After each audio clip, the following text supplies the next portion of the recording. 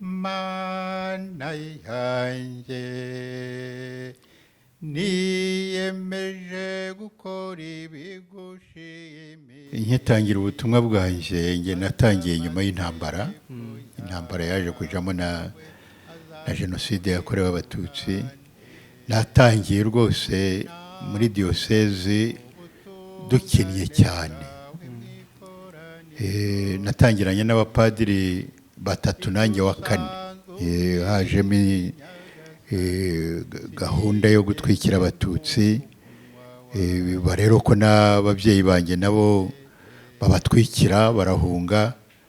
Aho niho nahuye n'akabazo nibaza niba koko nzakomeza, ariko Imana yabigiyemo ngo abatutira batongana batura ukubiri.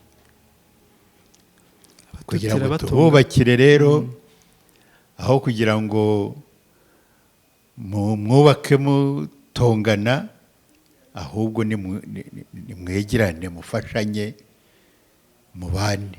Kugira ngo mubane rero, aha hantu muhuriye mwari mutuye muri 59 mukageraho mukagenda abandi bakahatura.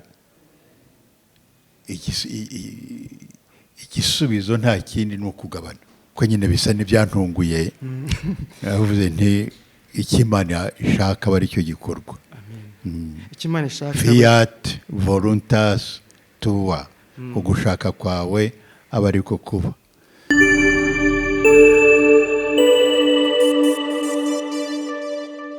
Bakunzi inshuti mukurikira ibiganiro byacu kuri YouTube channel Paroisse Saint Vincent Paruti Gikondo, aho muri hose turabasuhuje kandi tubifuriza amahoro n'imigisha bituruka ku Mana. Mumfashe muri umwanya twakire umuvyeyi wacu, umushumba wacu nyiricyubahiro Musenyeri Severiyani Nzakamwita, umushumba wa diocese ya Byumba uri mu kiruhuko cy'izabukuru, waduhaye umwanya we akemera kwicarana natwe hano, kandi akaba agiye kudufasha no kuganiriza abakurikira ibiganiro byacu kuri YouTube channel ya Paroisse Vincent Paruti Gikondo. Nyiricyubahiro Musenyeri, turabakiriye kandi twifurije ikaze, tugira ngo mubanze musuhuze n'abadukurikira kuri YouTube channel aho bari hose. Buriya barabakurikiye, mubasuhuze mu mvugo yanyu mukunze kubikora. Murakoze cyane. Nitwa Musenyeri Severiyani Nzakamwita, ni koko nahoze nyobora diocese gatolika ya Byumba. Ubu ngubu nagiye mu kiruhuko cy'izabukuru, ariko rero ndacyari muri diocese kandi ndacyakora imirimo bansabye, nk'uko naje uyu munsi gukingura mariyatoni ya Radio Maria. Nabisabwa na Musenyeri Edouard, sinayobye kuko ari bubishinzwe, ariko yagize bimufata muri diocese ye, yibuka ko mpari, nanjye mubwira ko mpari, kandi naje koko kwifatanya n'abakristo ba Paruwasi ya Gikondo kugira ngo dutangize uyu muhimbazo n'iki gikorwa cyo gufasha Radio Maria Rwanda mu butumwa bwayo bwo kwamamaza inkuru nziza binyuze nyine kuri radio. Nkaba rero nishimiye nanjye nyuma y'icyo gikorwa kuganira na bakozi ba Paruwasi ya Gikondo, barimo namwe abanyamakuru. Ndabashimiye ko munyakiriye kandi mbifurije imirimo myiza. Murakoze nyiricyubahiro Musenyeri. Bajya bavuga ngo utaganiye na se ntamenya icyo sekuru yasize avuze. Natwe kuri YouTube channel ya Gikondo nta mahirwe tugize kuba tugiye kuganira namwe. Je ugiye kuyobora ikiganiro nkaba ndi Habumukiza Joseph, mumenyereye mu biganiro binyuranye binyura kuri YouTube channel ya Paroisse Saint Vincent Paruti Gikondo. Nyiricyubahiro Musenyeri, muvuze ko muri mu kiruhuko cy'izabukuru, kandi nibyo habaye n'umuhango wo guherekanya inkoni y'ububasha. mwatumara amatsiko kuba umuntu nkamwe muri mu kiruhuko cy'izabukuru, abakristo tukongera kubabona muyobora imihango mu kiliziya ndetse na kiliziya ikabatuma nko gutangiza nk'igikorwa cya mariyatoni mu kanya mukoze, bivuze ko ubutumwa mukiburimo cyangwa babonye ko mukishoboye nanone? Mu muco wa Kiliziya Gatolika ku isi yose, iyo umwepiskopi amaze imyaka 75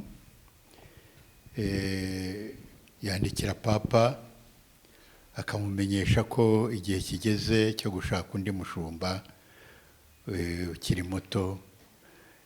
Nanjye rero nuko byagenze, maze kuzuza imyaka 75, ubu ndi muri 81. Nandikiye papa mubwira ko igihe kigeze cyo gushakira diyoseze ya Byumba undi mushumba. Yarabinyemereye, arambwira ati ariko mbere yuko ugenda uzaduha umwanya tubanze dushake ugusimbura. Byamaze imyaka 4 ntegereje. Hanyuma mu 2022 nibwo papa yatoye undi mwepiskopi, Papiyasi, amukura muri diyoseze ya Kabgayi. Ubu rero niwe twasimburanye kuva mu 2022 mu kwezi kwa 4. Ubu rero ndi mu kiruhuko, ariko rero ndakora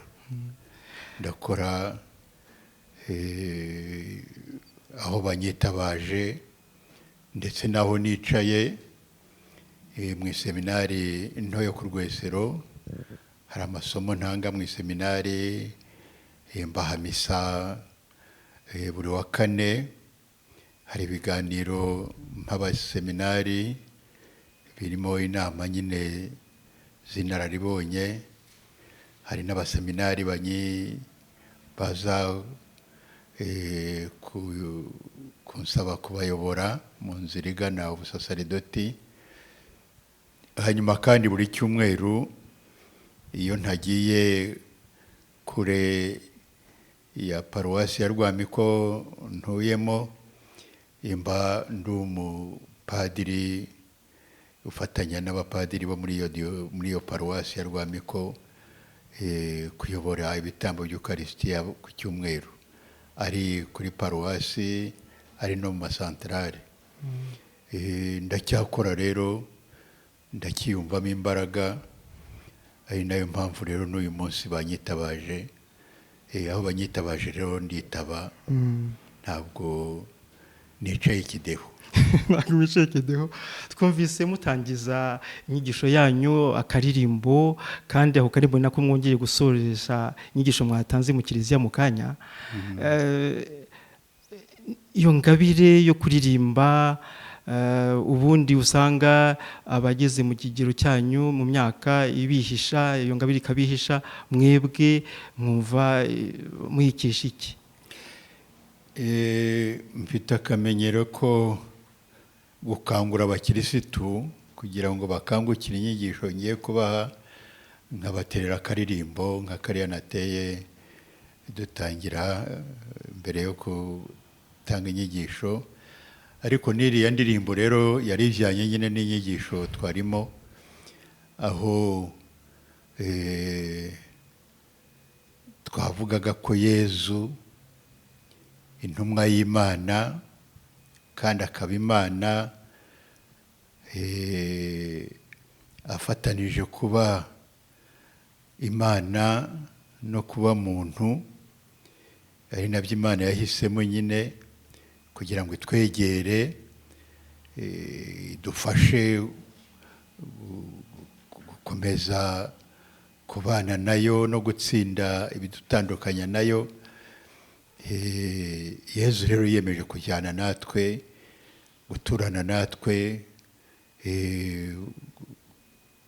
gukomeza urugendo turimo rugana Imana, rugana aho yagejeje kamere muntu yemeye kugira iye. Iyo ndirimbo rero yajyanaga nyine n'iyo nyigisho y'uko Yezu yiyemeje kubana natwe no kudushoboza gukora ugushaka kw'Imana. Yego, murakoze nyakubahwa nyiricyubahiro Musenyeri. Mutangije ku mugaragaro mariyatone ya 14 mu Rwanda. Mariyatone ubundi ni iki? Mariyatone ndetse ubanza mwari mukwiye kundusha kubisobanura, ndabivuga uko nabyumvise. Mariyatone ni igihe Radio Maria isaba abakirisitu kuyifasha kugira ngo irangize ubutumwa bwayo. Mariyatone rero yo mu Rwanda yatangiranye n'umwenda Radio Maria yafashe muri banki kugira ngo yubake aho ikorera kandi ishobore no kugira iminara. Biranayihenda cyane kubera rero ko itari ifite ubushobozi bufatika, yiyemeje kwitabaza amabanki kugira ngo ibone ibyo byangombwa, ariko yizeye ko abakirisitu bazayibifashamo. Mariyatone rero ni urwo rugendo rwo kubona ibikoresho radiyo ikeneye mu ivugabutumwa bwayo, cyane cyane aho ikorera n'ibikoresho rero cyane cyane iminara, aho ijwi rya Radio Maria rinyura kugira ngo rigere kure. Aha rero nyakubahwa nyiricyubahiro Musenyeri, akaba twibaza gahunda nk'iyo gushyigikira Radio Maria ikabahagurutsa mu kigo cy'izabukuru, igahagurutsa kiliziya, kumva ko urugendo bagomba kurufatanya, bisobanuye iki mu bwa bufatanye bw'inzego za kiliziya? Mu rwego rwa Conference Episcopale mu Rwanda hari umwepiskopi bahaye ubwo butumwa bwo guhuza ibintu bijyanye n'iyamamazabutumwa, bijyanye n'ibikoresho by'ivugabutumwa, amaradiyo, ibinyamakuru, niwe ubishinzwe. Akaba rero uretse na Radio Maria ashinzwe na televiziyo, ashinzwe na kinyamateka, niwe rero uhuza abakozi bose bakorera mu iyamamazabutumwa bakoresheje ibikoresho by'ivugabutumwa, ari ibyandikwa, hari n'ibivugwa.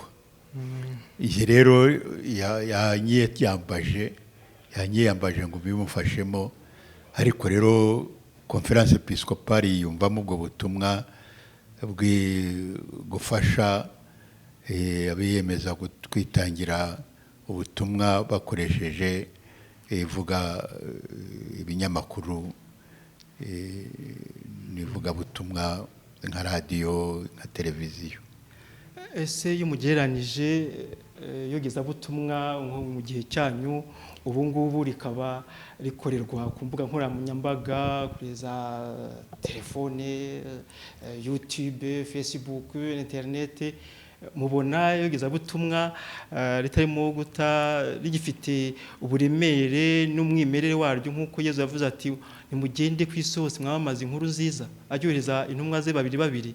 None ubu ngubu bakabona bicara mu biro, akohereza telefone cyangwa YouTube ikamukorera byose twicaye ahangaha? Ni koko Yezu yatoye intumwa arazohereza ngo zigere hose, zigere kuri buri wese, zimubwira iyo nkuru nziza y'uko Imana yiyemeje gukiza abantu ndetse batuyemo rwagati, itavuye ikantarange, ibarimo. Ubwo butumwa rero bugenda bukoresha ubuhanga n'iterambere rigezweho kugira ngo umuntu ajyane ubutumwa buvane bunaka bugeze bunaka ubundi yagombaga gukoresha amaguru kera yogeza amakuru inzandiko abantu bagombaga gukora ingendo ndetse twigeze kugira igihe bavugaga ko amabaruwa tuyajyana mu gikenyeri ukajyana mu gikenyeri yatunze ukayageza yaje. Ubu rero haje ikoranabuhanga, haje uburyo bworoshya izo ngendo na Kiliziya rero mu iyogezabutumwa ntabwo yakwitesha ibyo bikoresho by'iyogezabutumwa kandi itabikoresheje abandi babikoresha yenda bayisenya. Ni ngombwa rero ko nayo iba aho hantu kugira ngo ihageze inkuru nziza. Yezu Kristo nawe akifashisha ubwo buhanga abantu bagenda bavumbura kugira ngo iyo ngoma y'Imana igere hose. Ewega n'abadashaka kubyumva ntibaze mu Kiliziya, ntibaze mu makoraniro y'abasenga, iryo jwi ry'Imana rikabasanga aho bari rinyuze mu ikoranabuhanga nyine, rinyuze muri ubwo buryo busanga umuntu aho ari rimwe na rimwe, ndetse bukanamusanga atanabuhamagaye akabona bumugezeho. Imana rero nabwo irabukoresha, niyo mpamvu Kiliziya nayo itateshutse kuri ubwo buryo bwo gukoresha aho ibintu bigeze, ubwo buhanga, ayo majyambere, kugira ngo bibe ibikoresho Kiliziya yifashisha, Imana yifashisha kugira ngo ibagaragarize umubano wayo n'urukundo rwayo. Nyiricyubahiro rero iryo koranabuhanga ridusanze cyangwa Kiliziya irimo kurikoresha noneho mu Rwanda ridusanze turimo kandi twinjije muri yubile y'imyaka 2025 inkuru nziza igeze ku isi, ndetse n'imyaka 125 inkuru nziza igeze mu Rwanda. Mugereranije muri iyo myaka n'ubu ngubu mubona haba ku isi haba ndetse no mu Rwanda ku buryo bw'umwihariko kwemera guhagaze gute?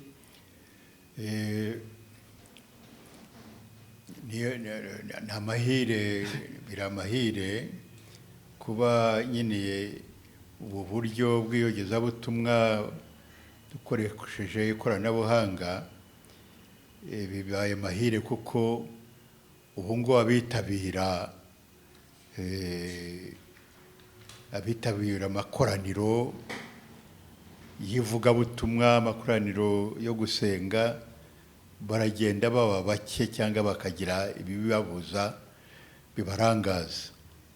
Ikoranabuhanga rero iyogezabutumwa rikoresheje ubu buryo bituma ijwi ry'Imana rigera hirya kure hashoboka. N'ubu rero iyubire tugezemo y'imyaka 2025 ni 125 mu Rwanda tumenye inkuru nziza. Ubwo buryo bwo guhuruza abantu bakaza kugenda ku maguru, imodoka aho ziziye bakagenda mu modoka no mu bindi abantu bifashisha, ibyo bintu biragenda bigabanuka ku buryo rero radiyo, YouTube, ibinyamakuru byandikwa bituma iyogezabutumwa rishobora kugera ku bantu benshi bashoboka. N'abatagifite umwanya wo guhurira mu Kiliziya nk'abaje muri iyi misa n'abagiye mu makoraniro y'uyu munsi, n'abatagezeyo, iyi nkuru nziza irabasanga iwabo ari abarwayi ikabasanga aho bari, ari abasaza bafite intege nke ikabasanga aho bari, ari ndetse n'abandi bari mu yindi mirimo bagashobora kubona ijambo ry'Imana bifashishije ubu buryo namwe kandi mwabateganirije. Nk'iyi paruwasi ya Gikondo rwose biranshimishije kumva yuko ifite umurongo wa YouTube ikoresha kugira ngo igere ku bakristo bayo ndetse n'abo hirya. Ni ikintu cyiza cyane. Aho isi igeze, isi yabaye umudugudu. Papa Francisco akunda kuvuga ko isi yabaye inzu rusange, connaître maison commune. Urumva rero ko iri koranabuhanga koko riziye igihe kandi rifasha abantu nyine gukomeza kumva ijwi ry'Imana. Imana itukangurira kutayoba, kudateshuka, kugira ngo tugomeze tube abana bayo kandi tuyibere n'abahamya, abahamya b'urukundo rwayo aho turi n'aho tugenda n'abo mu bo dukorana. Nyiricyubahiro, hari imvugo igifaransa tukikiga bavuga ngo si jeunesse savait, si vieillesse pouvait. Umuntu yagenekerejwe Inyarwanda ari ngovuga ngo yaba abato bari bazi, yaba abakuze bari bagishoboye. Muri mwebwe mwumva nk'ubu babasubiza ubuto, nicyo kintu mwumva mwahita mukora? Yewe banshubije imyaka yanjye 20, ndumva hari ibintu byinshi koko nakora kandi nkabikora ku buryo bushya. Ndibuka rwose ngitangira imirimo yanjye ya gitumwa mu Ruhengeri, nari mfite imbaraga koko, nagendaga hose ku maguru, ku igare, ku ipikipiki, ku modoka, nageraga henshi kandi aho ngeze rwose nkakora imirimo ya gitumwa koko, nkakorana cyane cyane n'urubyiruko n'abana.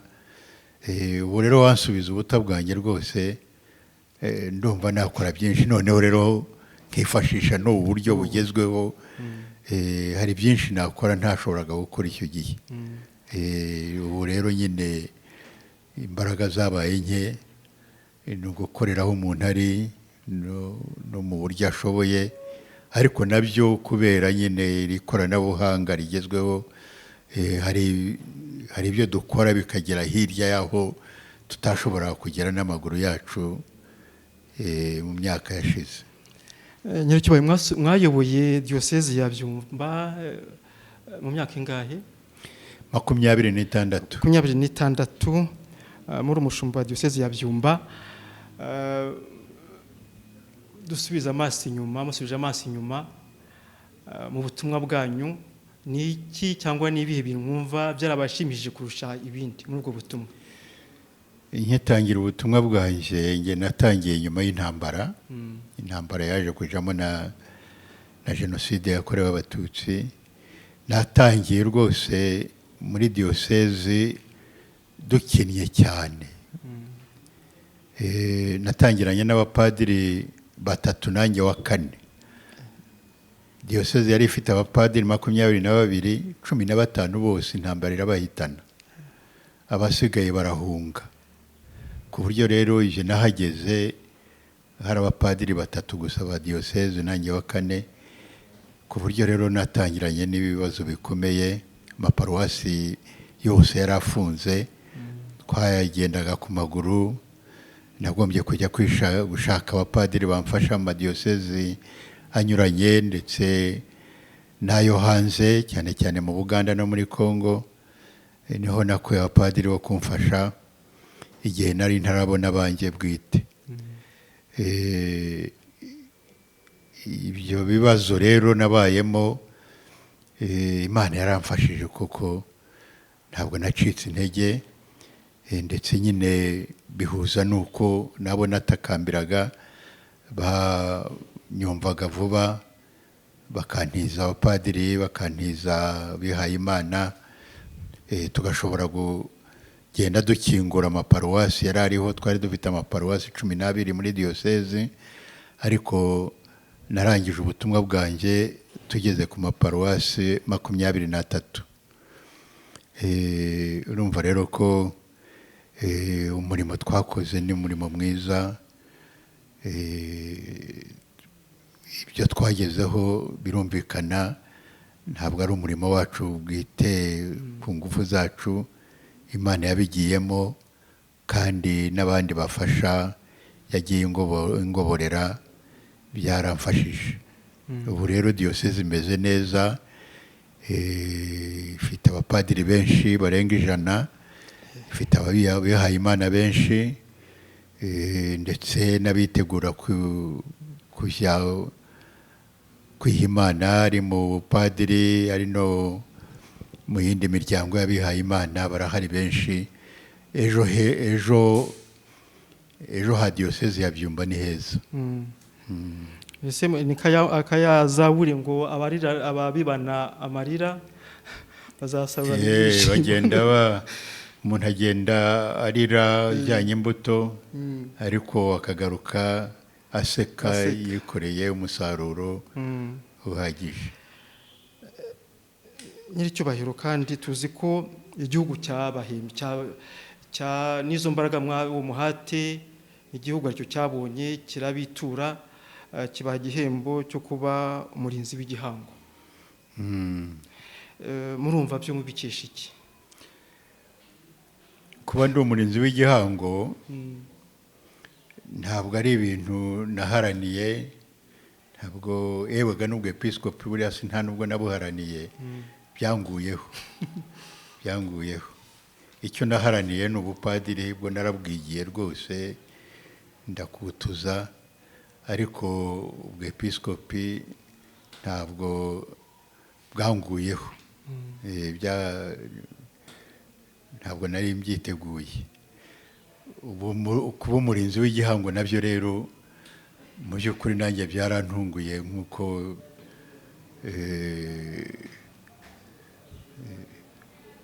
nabibonye.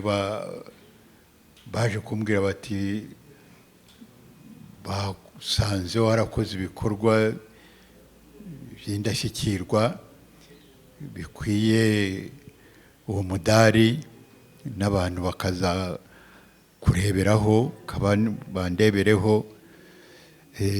Nabanje rero kwibaza ese ibyo byaturutse he?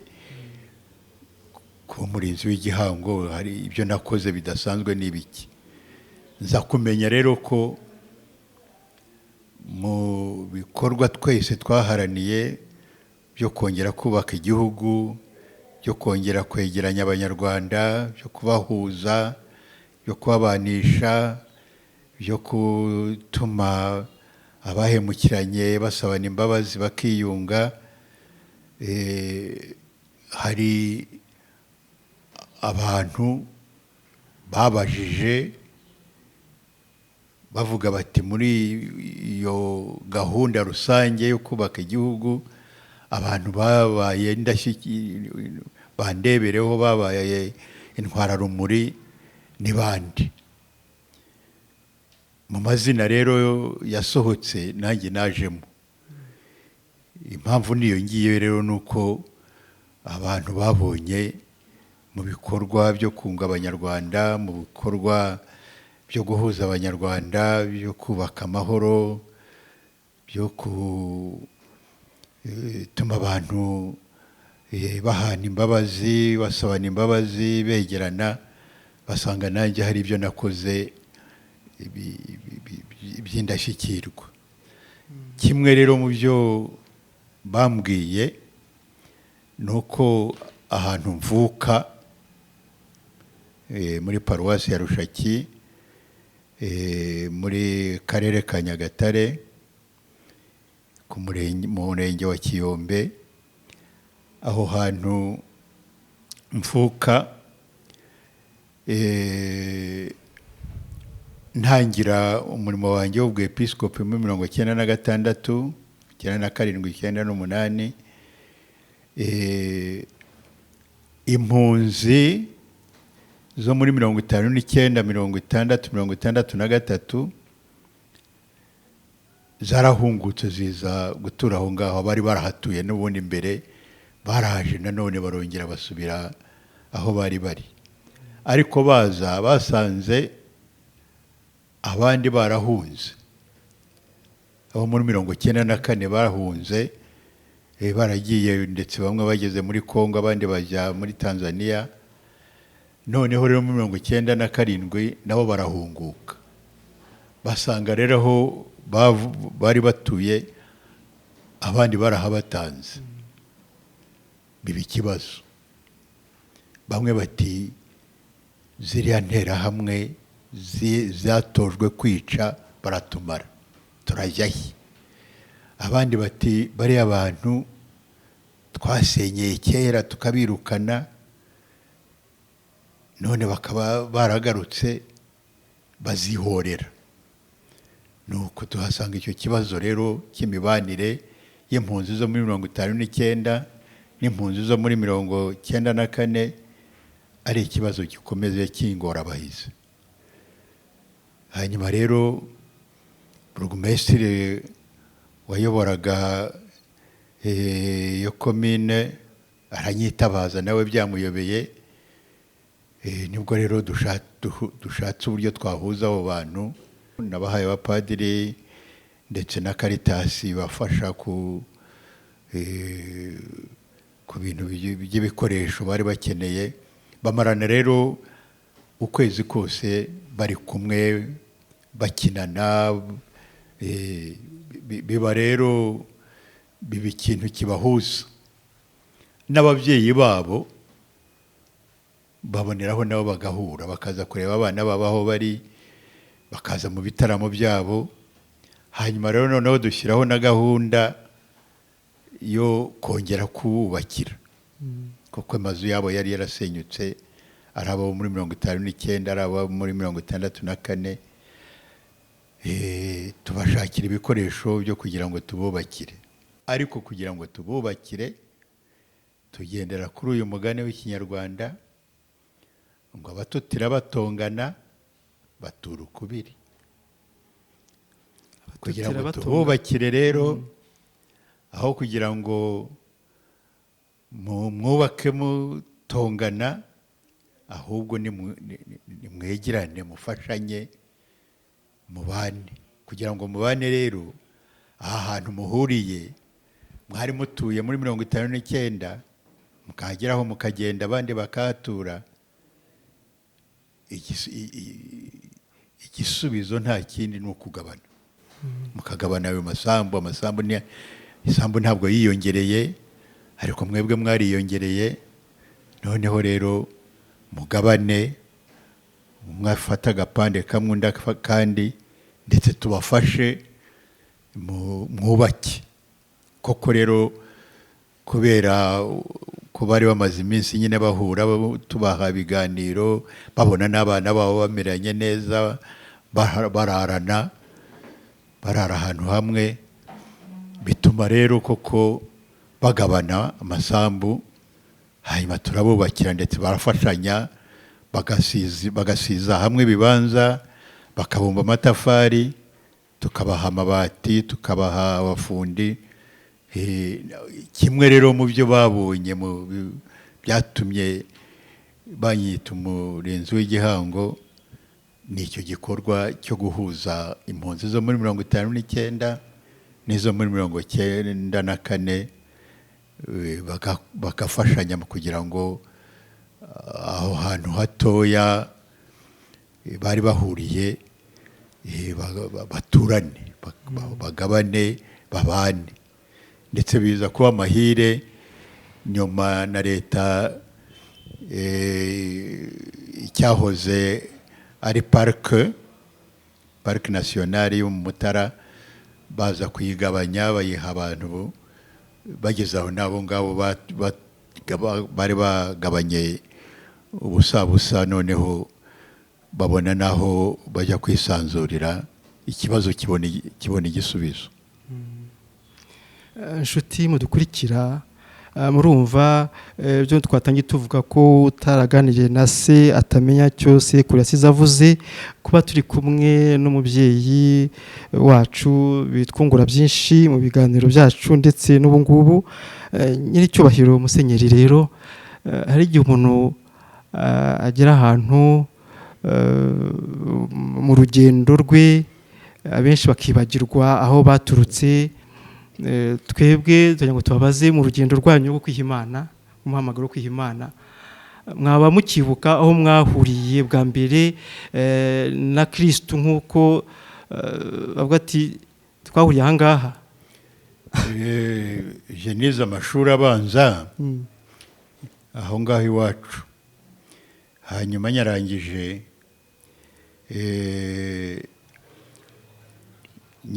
njya hirya nk'umwaka wa gatandatu nawigiye ahantu hitwa i Rwaza. kuva i Rushaki kujya i Rwaza ni urugendo rw'iminsi 3. icyo gihe twarugendaga ndetse ku maguru kuko nta modoka zari zihari. ingeze rero i Rwaza mu mwaka wa gatandatu, twigishwaga n'abapadiri. Abapadiri rero nibo batubwiye ko kwiha Imana bishoboka, ko kuba abapadiri bishoboka, kandi ko bifuza ko natwe mu biza aho ngaho haboneka abazaba abapadiri. Nuko igitekerezo nacyumvise ngishyira ku mutima. Baje gukoresha ibizami byo bajya mu seminari ndagikora ndatsinda. Nuko natangiye inzira yo kujya kwiha Imana. Tugitangira ntabwo nari nzi ko nzabigeraho, ariko uko nagendaga njya imbere niko byagendaga binyinjiramo, kandi n'Imana ikabifashamo. ngera rero ku bupadiri, ngera ku bwepiskopi, none ndangije urugendo rwanjye ndi umwepiskopi. Mwangije urugendo rwanyu mukiri umwepiskopi. Hari byinshi mwabonyemo. Wera mu gusoza, tugara ku musozo, hari inama mwagira urubyiruko, abakristo muri rusange, abihaye Imana bagenzi bawe bari mu kigero cy'imyaka iri munsi yanyu, muri ibyo byiciro byose wabagira inama? Duhere nko ku rubyiruko n'ikoranabuhanga muri iki gihe n'iterambere, ni iki mwabagiraho nk'inama? Inama nagira urubyiruko ni nk'iyo nanjye nagiriwe, nuko Imana ikeneye abitumwa. Ikeneye abapadiri, ikeneye ababikira, ikeneye abafureri, kandi abo bose ikeneye bari mu rubyiruko. Nabwira rero urubyiruko ngo babe maso, batega amatwi, nibumva ijwi ry'Imana ibatora kugira ngo ibatume mu rwego rw'abasasaridoti, mu rwego rw'abihaye Imana, bazakurikira iryo jwi ry'Imana ibahamagara, baryitabire.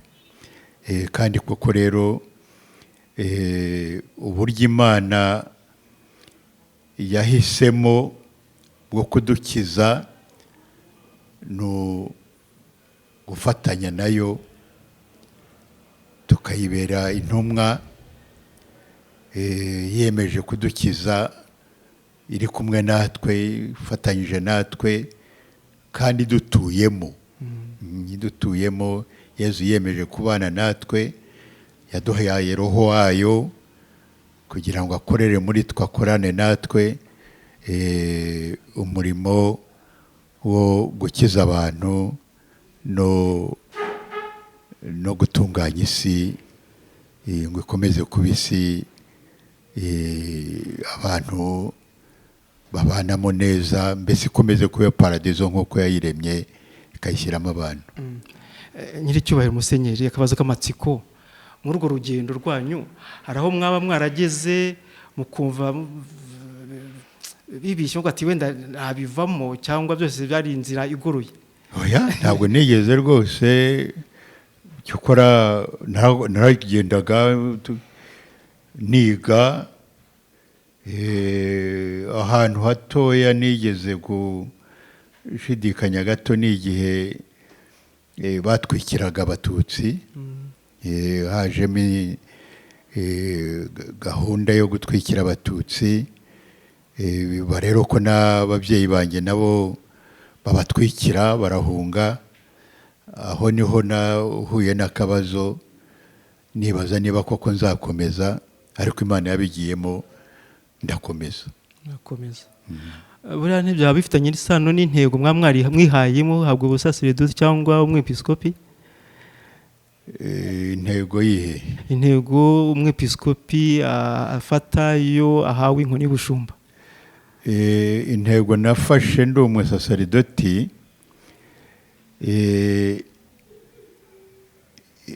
ndi umusaserdoti, intego nafashe nashyize no ku gashusho kanjye ni iyi ngiyi ngo babumwe.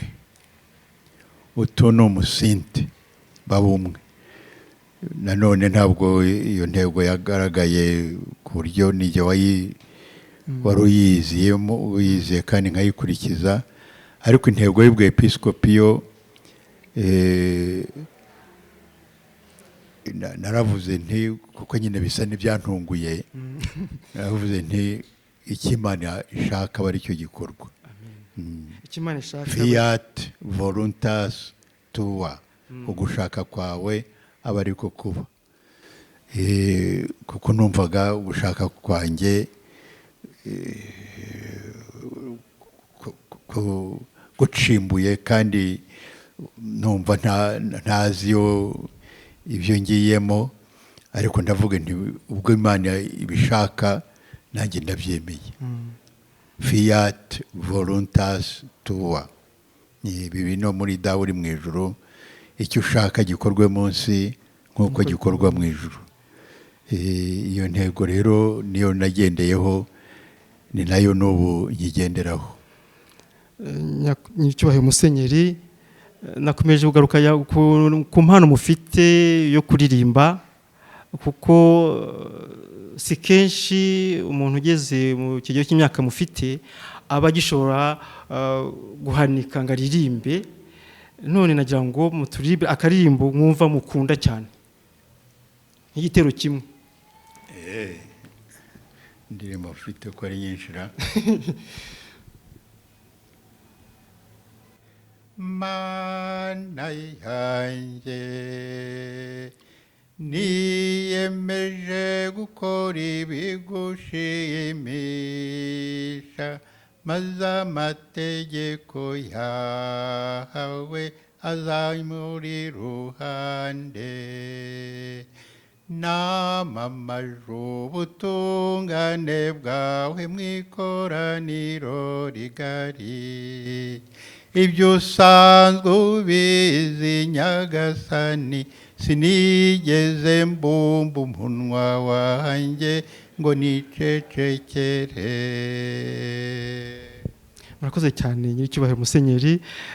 Bakunzi ba YouTube channel Paruwasi Visa Paruti Gikondo, murumva ko kuganira nk'umubyeyi nk'uyu nguyu bitwubaka kandi bitwongerera imbaraga mu rugendo rwacu rw'ubukristu. Abajene bumvireho, abakristu basanzwe bumvireho, mbese ibyiciro byose byumvireho, kuko kugendana na Kristu ntako bisa. Nyiricyubahiro Musenyeri, tugana ku musozo, niki mwumva kindi wenda ntakomojeho mwifuza kuba mwageza ku badukurikira? Ikintu hari narangirizaho muri iki kiganiro ni ukubifuriza gukomeza ingabire Imana yabatangiyemo, kandi mukamenya ko iyo Mana yabatangiyemo uwo murimo mwiza izabafasha kugeza ku ndunduro. Imana yiyemeje gukorana natwe, yiyemeje gukorera muri twe kugira ngo idushyire heza, kandi aheza Imana idushaka ni iwayo mu bugingo bw'iteka. Amina. Amen. niba bitabagoye kandi ndumva nta ngorane zirimo, abadukurikiye buriya babona umugisha. reka nkubahe. ushobora byose mwese nabaho umugisha, Imana Data na Mwana na Roho Mutagatifu. Amina. Turabashimiye inshuti bakunzi ba YouTube channel Paruwasi Vesa Paruti Gikondo, umwanya twahawe, umwanya twagize amahirwe yo kuvugana n'umubyeyi wacu nyiricyubahiro Musenyeri Severiyani Nzakamwita, utuhaye byinshi mu bumenyi afite, wemeye kubana natwe muri uyu mwanya. Nyiricyubahiro turabashimiye cyane, kandi tuzi ko impanuro muduhaye zitubereye akabando mu rugendo rwacu rw'ubukristo. Turabashimiye cyane.